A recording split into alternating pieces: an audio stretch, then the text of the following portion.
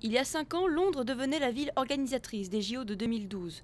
Sur le papier, un beau stade, un beau vélodrome et un beau budget de moins de 3 milliards d'euros. Depuis, ce budget a quadruplé, tandis que la crise a considérablement amaigri les ressources publiques.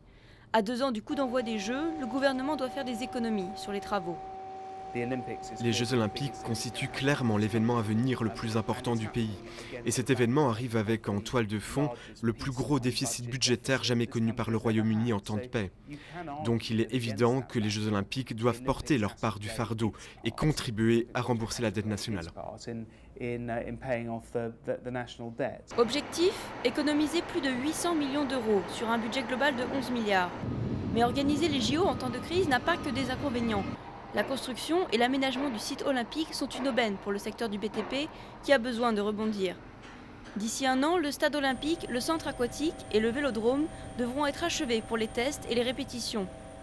Côté comité d'organisation, on s'inquiète déjà de les remplir de spectateurs. 8 millions de tickets devraient être vendus.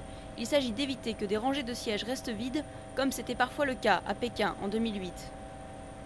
Vous savez, si les spectateurs britanniques veulent des billets, mais qu'ils n'arrivent pas à en obtenir, et qu'il y a des sièges vides dans les gradins, ils vont être très mécontents.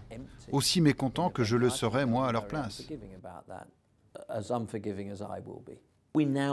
Ce que nous voulons dire au public, c'est commencez à planifier vos jeux maintenant.